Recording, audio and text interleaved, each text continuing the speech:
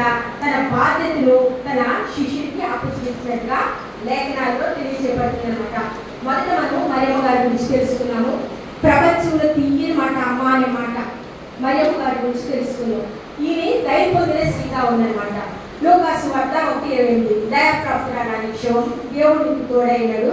మరియా భయపడకు, పరిశుద్ధాత్మ చేత నువ్వు గర్భం ధరించున్నావు అని గాబ్రియల్ దూత వచ్చి ఆమెకి తెలియజేసింది. ఆమె కృప పొందిన స్త్రీగా కూడా ఉందన్నమాట. ఈమె ఒక పెళ్లి కాని స్త్రీలకి గర్భం వస్తే ఎన్ని మాట్లాడతారు, ఎన్ని అపవాదాలు వస్తాయి, ఎన్ని నిందలు వస్తాయి, ఎంతో మంది అవహేళన చేస్తారు. కానీ ఆ నిందలు అవమానాలు అన్నింటినీ బరాయించినమాట. ఎవరు మరియమ్మ తల్లి బరాయించి ఆమె తన బిడ్డని కనదనమాట. ఈ యేసేపు గారికి గాబ్రియల్ దూత కనిపించి నువ్వు ఆమెని తీసుకొని వివాహం చేసుకోమని చెప్పినప్పుడు ఆ మాట అంగీకరించి ఆమెని ఆయన వివాహం చేసుకున్నట్టుగా తెలియపరిచిందనమాట. వీళ్ళిద్దరు కలిసి ఆ బిడ్డని ఎంతో చక్కగా పెంచినట్టుగా ఉందన్నమాట.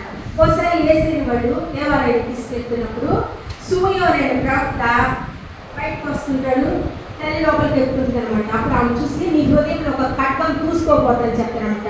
అప్పుడు ఆమెకి ఆ మరియమ్మ తల్లికి ఆ మాట అర్థం కాలేదనమాట. అంటే ఈ మాటకి ఆమెకి అంటే తెలియలేదు, ఎందుకు చెప్పాడు, ఆయన ఒక ప్రవక్త అనమాట. ఆయన చెప్పినప్పుడు ఆమె ఆ మాట అట్లే గుర్తు పెట్టుకుంటుంది అనమాట. ఆ తర్వాత వచ్చామంటే ఈ మరియమ్మ గారు ఆమె తన బిడ్డని ఎంతో చక్కగా పెంచిందనమాట. ఏసై కూడా తన తండ్రి పని ఒంటరి పని చేసేవాడు అనమాట. ఏసై